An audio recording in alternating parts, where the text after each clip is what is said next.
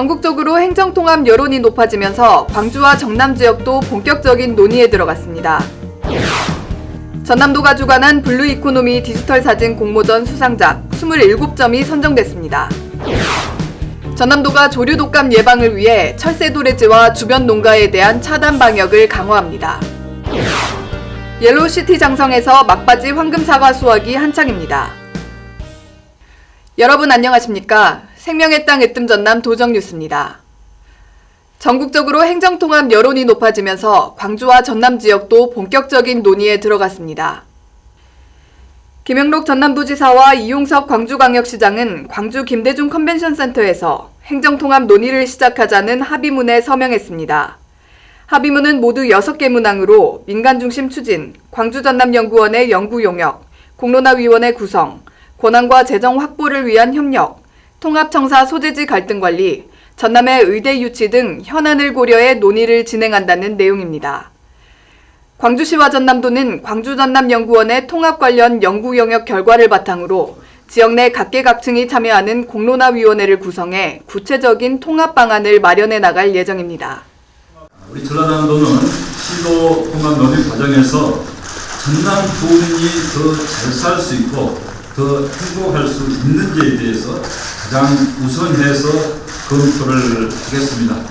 양 시도가 모두가 만족할 수 있는 대안을 찾는데 최선의 노력을 다하겠습니다. 광주광역시와 전남도는 지난 1986년 광주가 질카시로 승격하면서 분리됐고 이전에도 통합이 시도됐으나 무산됐습니다. 전남도가 블루 이코노미 디지털 사진 공모전 입상작을 선정했습니다. 도가 주요 시책인 블루 이코노미를 홍보하기 위해 마련한 이번 공모전은 지난 6월 22일부터 10월 21일까지 전 국민을 대상으로 실시해 모두 27개 작품을 뽑았습니다. 최우수상은 김창완 씨의 이 모빌리티 레이스가 수상했고 우수상은 심재환 씨의 남악 신도의 새벽과 신성호 씨의 대파밭 드론 방제 작업이 차지했습니다. 이외에도 풍차가 있는 풍경 등 장려상 4점, 입선 20점이 선정됐습니다. 입상작은 전남도청을 시작으로 전남도립도서관, 완도수목원, 무안공항 등에서 순회 전시합니다. 전남도가 조류 독감 예방을 위해 철새 도래지와 주변 농가에 대한 차단 방역을 강화합니다. 이달 중순쯤 철새가 본격적으로 찾아올 것으로 예상돼 순천만 영암호 등 철새 도래지 20곳을 중심으로 축산 차량 통제구역을 지정하고 매주 조류 분변을 검사합니다. 또 광역 방제기 등 방역 차량 180여 대를 동원해 철새 도래지 주변 도로와 인근 농장을 매일 소독합니다.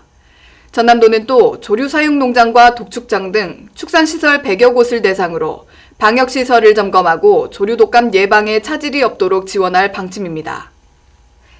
일반적으로 사과하면 빨간색을 떠올릴 텐데요. 옐로시티 장성에서 노란색의 황금사과가 출하되고 있습니다. 함께 보시죠. 잘 익은 사과가 탐스럽게 열려 있습니다. 빨간색의 일반 사과와 달리 황금빛입니다. 장성 황금사과는 아삭하고 새콤달콤한 맛과 풍부한 과즙을 자랑합니다. 깎은 채 오래 두어도 색깔이 쉽게 변하지 않고 6개월까지 저온 저장이 가능해 시장 경쟁력이 높습니다. 가격이 다른 사과보다 50%가량 비싸지만 소비자의 인기가 많습니다. 생산비도 적게 듭니다. 아삭한 식감이 더 특징적이고요. 신맛이 특징적인 사과입니다. 상온에서도 저장 기간도 길어가지고 저장성이 좋아서 오래 가정해서 두고 드실 수도 있고 그런 장점들이 있는 사과입니다. 반사 필름을 깔아 빨간 빛을 내는 사과에 비해 노동력과 비용을 30% 아낄 수 있습니다. 현재 장성군에 조성된 황금사과 재배 면적은 6.8헥타르로 20여 농가가 재배하고 있습니다. 장성군은 2023년까지 40헥타르 규모의 재배단지를 만들어 장성을 대표하는 과일로 키워나갈 계획입니다. 앞으로 이 황금사과는 이 고령화 사회에 농가에 큰 소득을 올릴 것으로 생각됩니다. 빛깔과 맛 모두 경쟁력이 높은 황금사과. 고령화가 심각한 농촌에서 농가 소득을 높이는 신품종으로 주목받고 있습니다. 생명의 땅 으뜸 전남 도정뉴스입니다.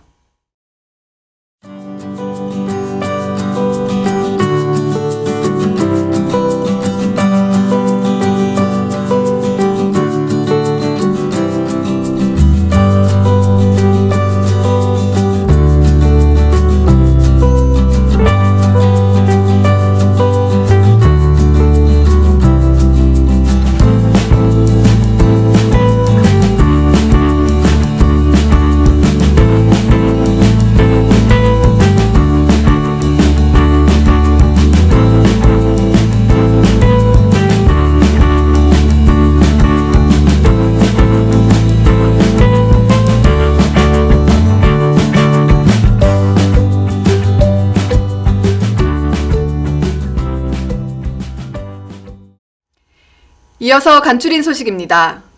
김영록 전남지사가 시도 통합은 실사구시로 접근해야 한다고 밝혔습니다. 김 지사는 지난 3일 도청 왕인실에서 열린 11월 정례조회에서 시도 통합은 양지역 모두 도움되는 윈윈 전략으로 발전시켜야 한다며 통합이 시너지 효과를 낼 수 있도록 노력해야 한다고 말했습니다. 특히 실질적인 권한이 주어진 지방자치가 되도록 실용적인 실사구시로 접근하는 통합 과정이 필요하다고 강조했습니다.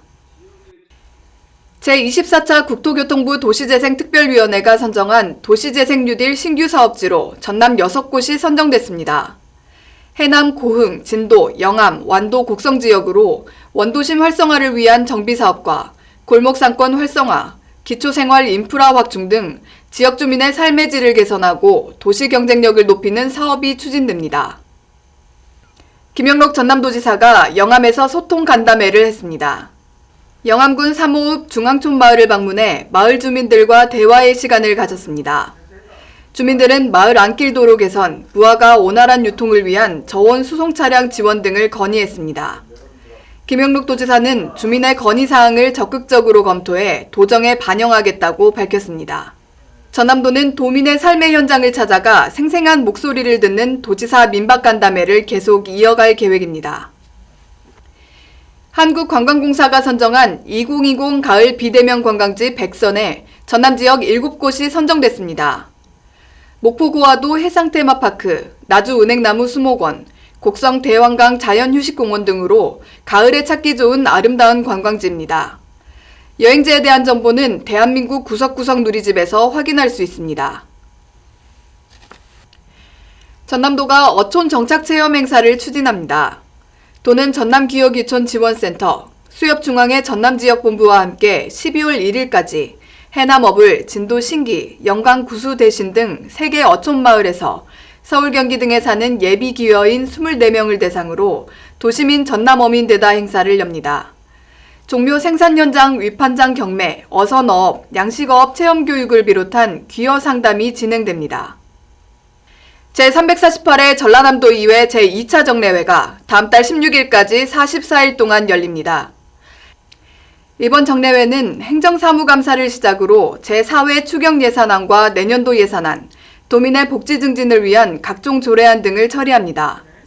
특히 보건복지환경위원회는 순천의료원과 여수국가산단, 사회복지시설 등을 찾아 현장의 목소리를 듣고 각종 현안을 점검하는 현지 활동을 펼쳤습니다. 사회복지사 처우 및 지위 향상에 관한 조례 일부 개정 조례안 등 총 4건의 조례안도 심의할 예정입니다.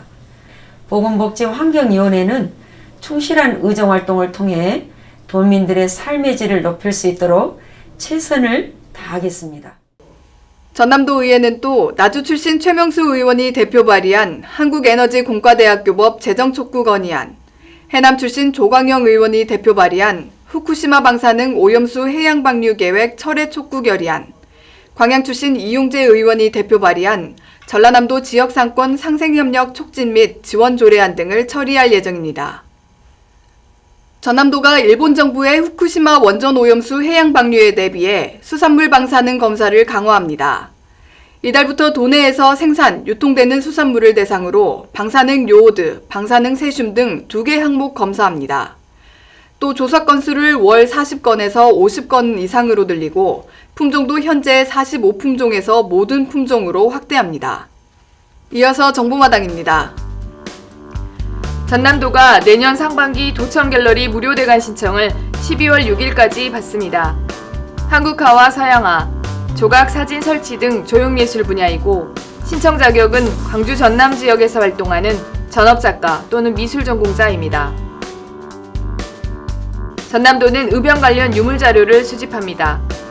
임진왜란부터 3.1운동 이전까지의 의병 관련 자료를 11월 19일까지 전남도 문화자원과로 접수하면 됩니다.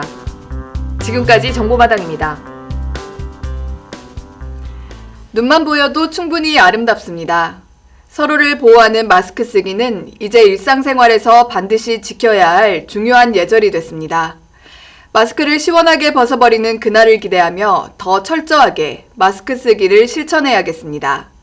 생명의 땅 으뜸 전남 도정뉴스 여기서 마칩니다. 함께해 주신 여러분 고맙습니다.